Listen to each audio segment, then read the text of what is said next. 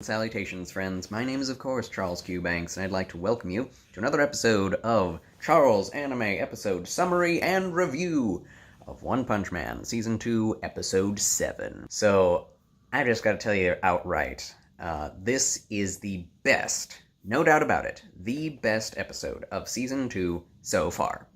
Well, why is it the best episode, Charles? I will tell you. It's because the main character, Saitama, shows up for at least half of the episode. Well, wouldn't you think that the main character you'd want him for more than like a whole episode? Well, that's what you would think, but Saitama hasn't been featured for half of an episode for the entire season, except for the first episode and this one. So we're finally getting more Saitama. We're finally getting to see him fight an enemy that he actually wants to fight. Of course, after a bunch of bullcrap, but it's at least interesting bullcrap. So let's get started with the actual summary, and this is going to be very broad strokes because my notes were terrible. I was really ill when I was writing them, so I'll just have to come up with this on the fly. So, the episode begins where the last episode ended, and in episode 5, I believe, we saw that our good old cyborg Genos went off and started fighting the monsters on his own accord. He defeated a beetle character that was faster than perhaps even Speed of Sound Sonic. And he beat him, but then that beetle just went away without his legs, and Genos was left in the lurch, so to speak, by the Roach character. And then the Roach character started saying, "Someone even faster than me is coming, and you will not be able to withstand his attacks." And so then Genos hears something creeping up behind him, and something just smashes him, and we see his parts flying up into the air. We don't see him again until the post-credits scene of Episode 5. I would say Episode 5 is probably the worst episode of Season 2 so far. And, we don't see any more of Genos for 2 episodes, basically. I mean, we see him, we see him in the post-credits scene of Episode 6 as well. So, what do we see in that post-credit scene? Well, we see that Genos has been defeated. Basically, there's nothing left but a portion of his torso, his shoulder, and his head left in a ditch. We also see information that we were hitherto not provided, which is that a bunch of other S-Class heroes, including Metal Knight, whom we had very shortly been introduced to in episode, I think, 4. Yeah. He's out of commission, completely destroyed, and, or at least unconscious. And, Cyborg is just sitting there alone, defeated, and there's a monster heading towards the tournament area. Well, then, the tournament is going on, and they're afraid of a monster attacking the tournament. But he doesn't get there until maybe the next episode, after episode 7. So, episode 7 begins with the Monster Association praising their victories over the heroes and commenting that they have the ability to just pump out villains, pump out monsters willy-nilly as much as they want. And they have a much grander army than the Hero Association does. So there's that the opposing sides of the heroes and the monsters, not just in theory, not just in terms of, oh, a big bad guy is coming, and the Hero Association has to deal with it. No, there's a whole association coming after the heroes, not just Garo. And so that's interesting. We get introduced to Monster King Orochi in earnest, and he's a huge, bulking creature, kind of like a chaos god, if you know about Warhammer 40k. And so he's a big bad, and apparently much more of a big bad than Garo, who was set up as the main villain of this entire show, at least for the first 5 episodes. So it's doing the exact same thing again, which I hated about the first season, and there was nearly nothing I disliked about the first season. But this was a thing that I actually really disliked.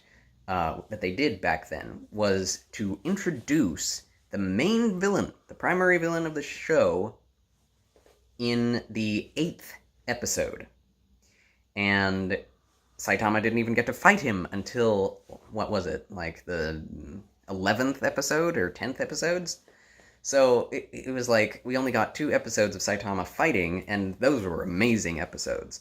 But to not have a build-up, a continual build-up, from the beginning of the show to the reveal of the monster, and then to the fight, and then the back and forth between the main character and your main villain, is really a missed opportunity, and it was a missed opportunity in the first season, and it's a missed opportunity here, because we had no idea that this is why the armies were coming, and that being revealed now is not much of a shock, because there had to be some form of intelligence leading all of these, apparently, thousands of villains around to attack all of the heroes. It was like a concerted effort. So you're aware of this, and you know that there's someone behind it, but for some reason they waited for like 7 whole episodes, well, almost 7, 6 and 3/4 of episodes to actually show us that there is a big bad that is coming. It's better when they just show up and everyone has to deal with them on the fly. It's much more interesting, and then Saitama has to make his way there. But now, of course, there is, in the post-credit scene of this episode, and in episode 6, there was a monster that had defeated Cyborg, who looks like an Oni with, like, 6 eyes or something. 7 eyes, perhaps. That would be more poetical, having the correct number with something in this direct center. Anyway, and he is coming towards the tournament. And we've known this since episode 5, I think, or maybe episode 6. I don't know. I'm getting confused. There are so many cuts and so much fractured focus, as I've said before. I want that to kind of be this theme of this show and in all of my episodes of Caesar, because it's really true. It's really hard to remember all of the things that happen when you just throw tons of action at the screen and hope something sticks. I've seen so many useless side characters just shoved in my face that I don't care about, and I have like an image or two of a few of them, but I mean, this is another point, that the side characters have taken up way more time than Saitama has. Our time with Saitama has been very short. It's been very little compared to everyone else, and that's a horrible thing. I've said that enough. So, that being said, the Monster Association is shown to be very powerful, and, you know, Tatsumaki shows up and squishes an octopus. That's great, but we've seen that Tatsumaki is really super powerful, but there's this, like, 5-minute scene of, you know, an S-ranking guy trying to save a bunch of A-ranking characters from the giant octopus. The giant octopus creature has been kind of built up a little bit in previous episodes, being shown to destroy buildings and whatnot, entire cities leveled by this multiple-eyed giant octopus monster. And these Class A heroes are like the only people surviving in this city, and they have to respond, but then there's an S-ranking hero, and I was expecting there to be perhaps a teaming up of a bunch of Class A superheroes, and that would have been interesting to see them all taking on a singular threat, not by themselves, not one at a time, not individually, as we've seen before, but rather as a group taking on a bigger threat. That would have been something new that we've never really seen before in One Punch Man. But no, of course that's not the way it is. The S-ranked Flashy Flash, with his slashy slash sword, say that 10 times fast, he runs up and tries to, you know, showboat and show how powerful he is to everyone, and he takes out like a dozen of the eyes of the octopus right away, in a flash. But it doesn't kill him, it doesn't even slow down the stinking octopus, and so Tatsumaki has to show up, and she comes in like a wrecking ball, and she turns the octopus into a super dense ball of squid. Which I thought they were going to make a joke about, you know, oh, that's great. You can boil that or fry it and have some fried squid balls. But they didn't, which I think was, again, a missed opportunity. Anyway, so that took up a lot of time. Tatsumaki is shown to be awesome and cool, and she is, but why did that scene have to exist? We have no idea where the city is in relation to anything else. In fact, that's been a running theme as well, that we don't know where any of the things that have been happening are taking place, because they're not shown in relationship with each other. Anyway, so there is another scene, and this is the first half. Everything that I've said is the first half, and then the second half is Saitama in the tournament arc. So the first half, Monster King Orochi with the Hero Association. Then, after that, I kind of skipped around. Then we get a little side note with Garo. Then we get what I just said, which is Tatsumaki and the other heroes fighting the squid. So what happens with Garo, which is...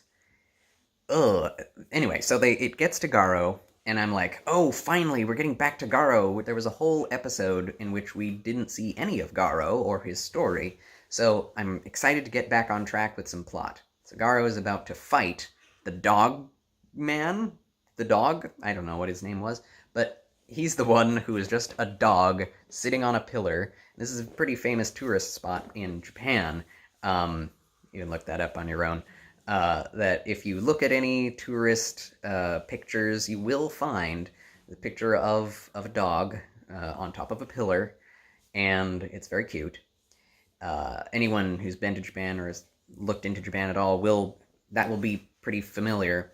And in this universe, it's just an S-ranking hero who's just watching over everyone, and he looks exactly like that statue, just with a little cutout human face because he's wearing a dog suit. So that's really hilarious. I love that character and his design. So Garo comes up to him, and he is about to engage him in deadly combat, because that's his purpose. Garo wants to basically kill all heroes, or at least defeat all heroes, and prove that monsters can be more powerful than heroes. And so he's walking up, and he's about to take him on, and the music begins, the tense action music. But then a giant monster fist comes and smashes the dog into the ground, and Garo's like, whoa! And then the scene cuts again, gosh darn it, to more heroes and monsters fighting. There's a concert guy who gets interrupted, and he's like, how dare you interrupt my concert? And he goes ham on the villains. And then there's a guy named Drive Knight, I think, and he had a really cool design. He's like a centaur with modulatable parts that all move on their own and come apart and reform into guns or swords. And he's really threatening, kind of an anti-hero hero. I really liked him. But then, there's another one, and then another one, and another one. More heroes being thrown in our face. I hate it. Because it doesn't lend to anything. These characters are probably not going to be very important. We know this. So why show us anything? Anyway, so then it goes to another dog hero that I think we've seen before in Season 1. And he's taking on a poison snake woman.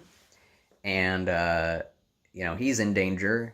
But then Mr. Pig God comes up and swallows the whole snake. So that was comedic.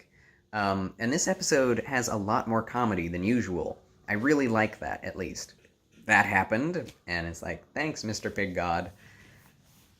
So it's like, good. There are some nice S-ranked characters in our ranks that we can depend on.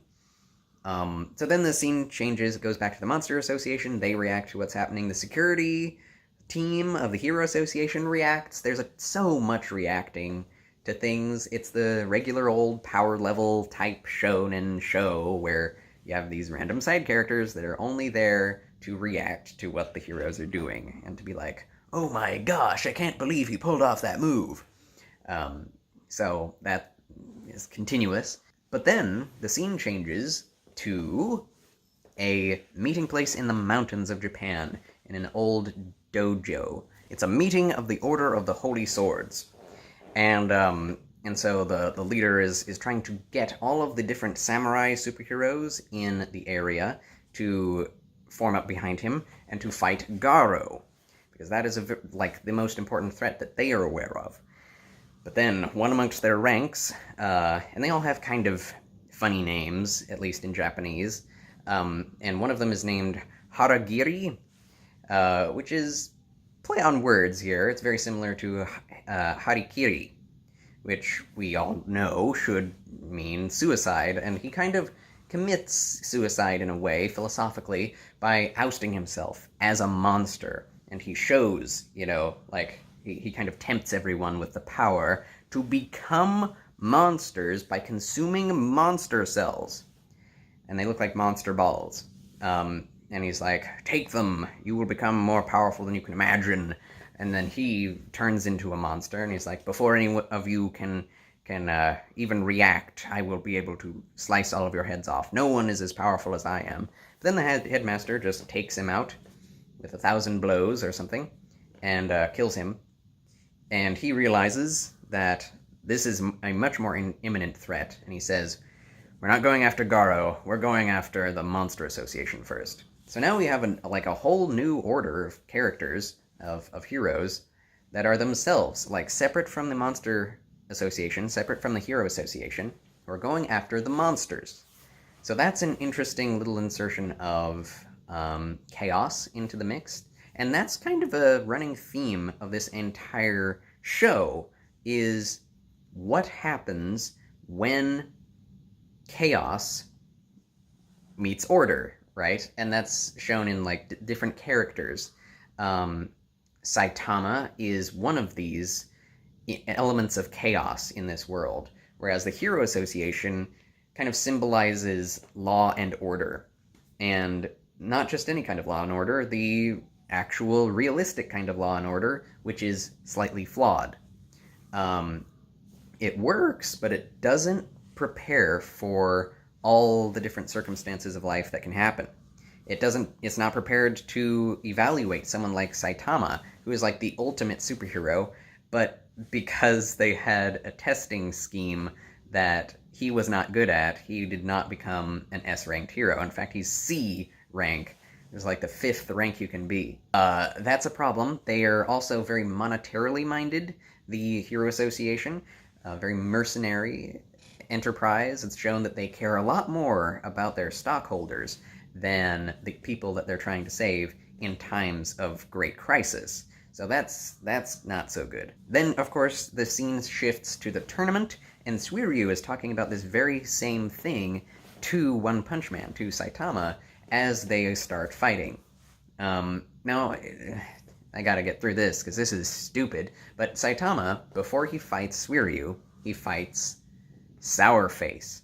And Sourface has been his friend since the beginning of the tournament arc. He still thinks he's Charanko, but at least he's been friendly.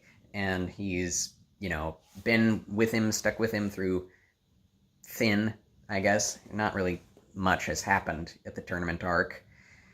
Which, again, I have to hand it to Nun, the commenter who commented on my last video, or at least on episode 5, that it would have been so much better if they focused maybe 1 or 2 episodes on Saitama's tournament arc, and 1 or 2 episodes on Metal Bat and the heroes fighting in the cities, because then we could actually engage with the thing and stay engaged for more than half an episode, or for more than a quarter of an episode, without having to shift our focus and try to figure out what the montage of all of these different things means. He fights Sourface, and I use the term fight lightly because this is Saitama we're talking about, and Sourface is like, I know that we've become friends, Charanko, and I've been encouraging you, but don't hold back, give it all you've got. And One Punch Man smacks him off of the stage, and that's the end. He's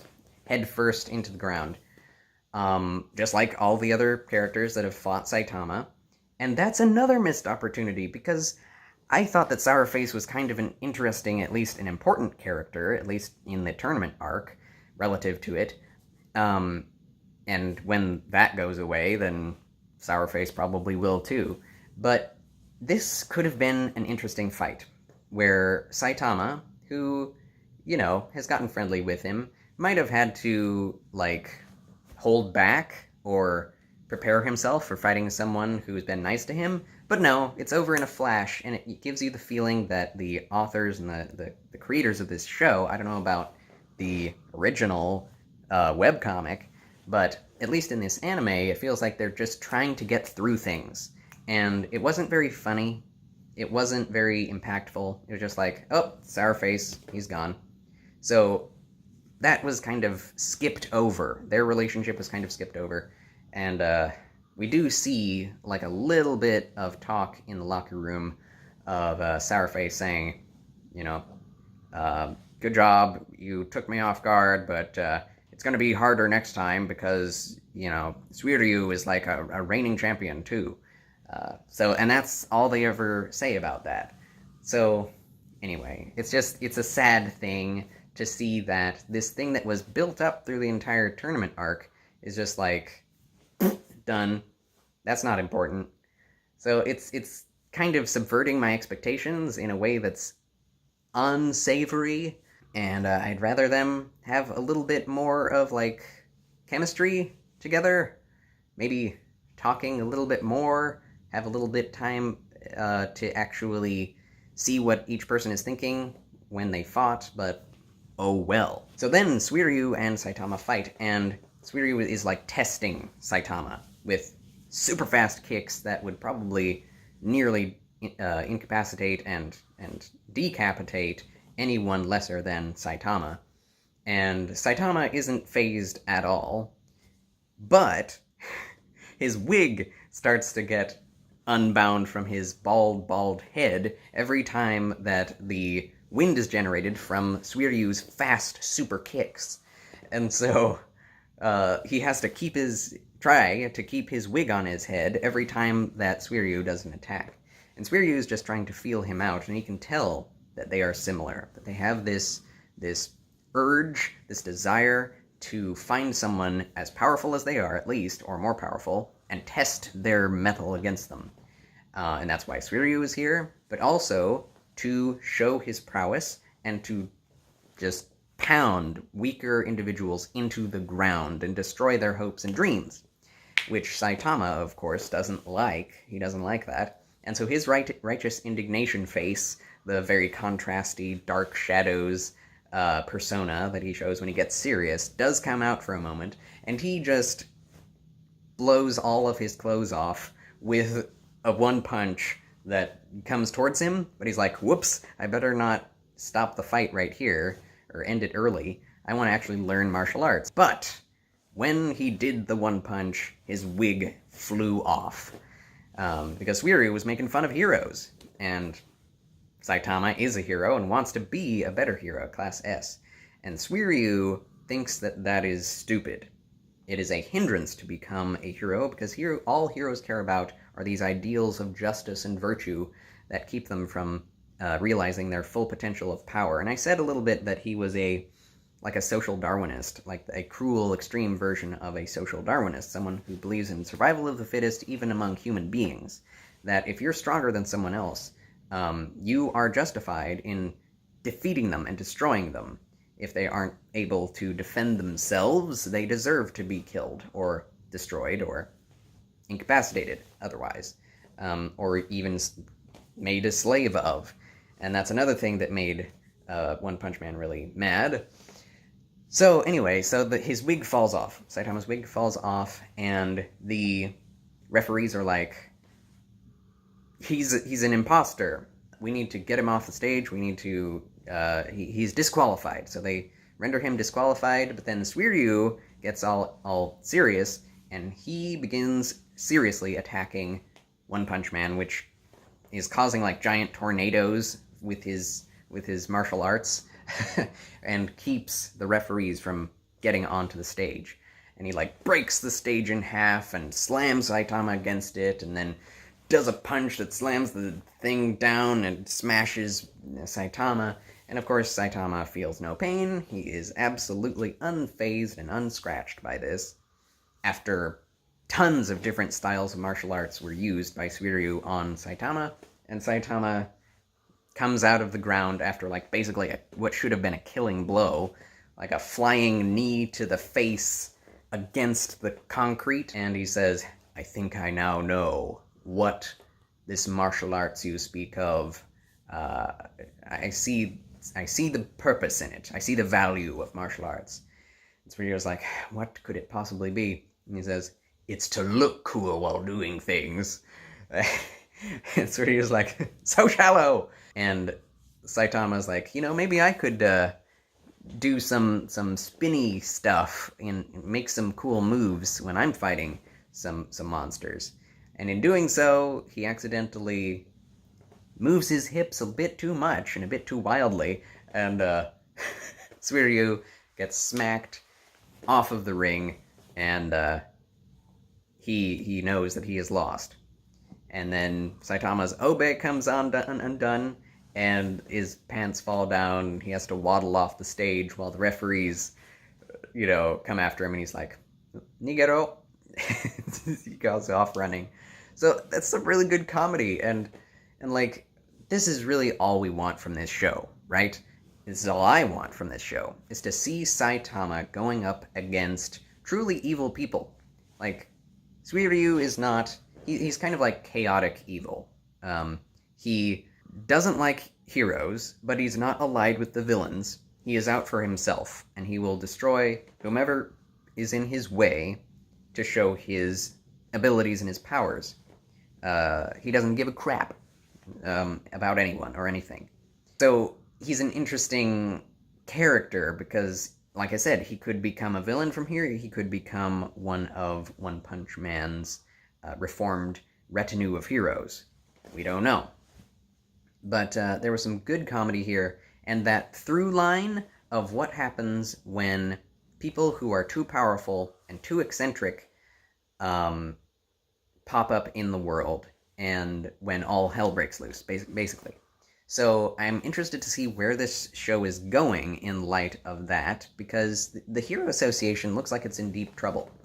And only people like One Punch Man, who have incredible power, will be able to deal with this. But the Hero Association has not been depending on people like Saitama, because he's too out of the box. And Garo himself has felt different, He has identified more with the monsters than with anyone else, and so he, too, is outside of the box. And Suiryu, like I said, chaotic neutral. He does not feel close to anyone. He just has this ideal in his head, this ideal, like, primal, animalistic way of living, of basically barbarism in superpower form.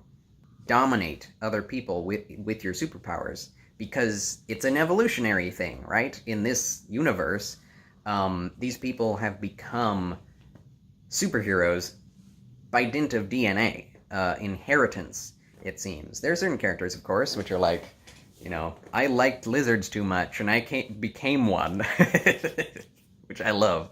But this sort of thing happens all the time, and so there's a definite dominance hierarchy, but there are so many different types of heroes, so many different types of villains, and such varying levels of power that it's like, how do you fit all of that into any kind of category? And for a lot of creatures, you just can't. And so they're left outside the box, and a lot of those become villains, and a lot of those are just unrecognized by the society, which is kind of, again, a little bit of social commentary. I myself am very, very outside of the realm of natural, normal human experience. I can relate to that.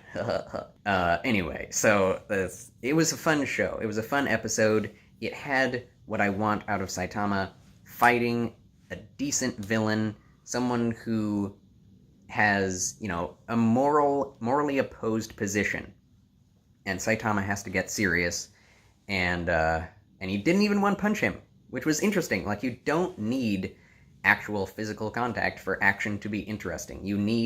All you need is a conflict of wills, and the rest can just grind itself out in terms of inner monologue and dialogue, and as long as there's something happening on screen, people will be interested in that, and I am interested in that. Forget all of these, like, ridiculous, half-baked action scenes with side characters no one cares about.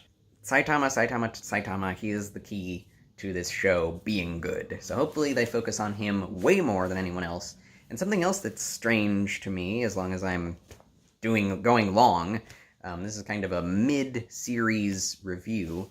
Where the heck is King? He was introduced in the first episode, and we haven't seen him since, like, episode 3.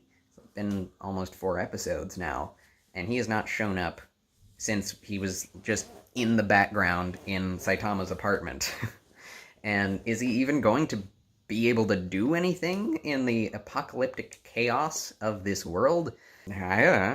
Also with Fubuki, it's like she is not half as powerful as her sister, Tatsumaki.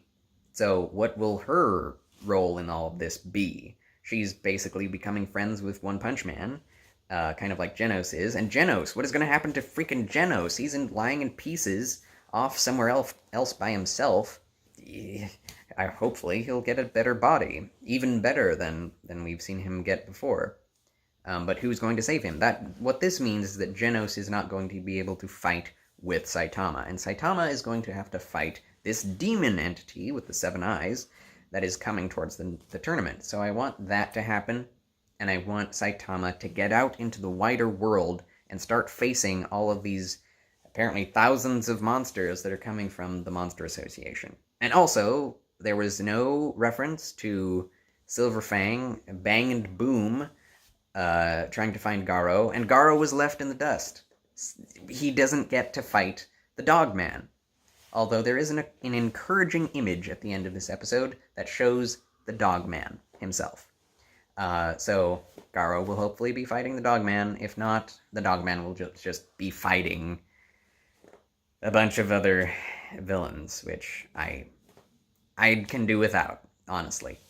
But if One Punch Man is going into the direction of Saitama, of all of the heroes being defeated and Saitama being the only one left who can fight them, and then doing I mean, it is the same writer, one who wrote Mob Psycho, and Mob Psycho has that amazing first episode intro scene where he's just fighting hundreds of crazy demon monster creatures, and if it comes to that, what's coming, then I will be most intrigued and most happy. So, thanks for watching, and we'll see how the next episode turns out. Until then, farewell.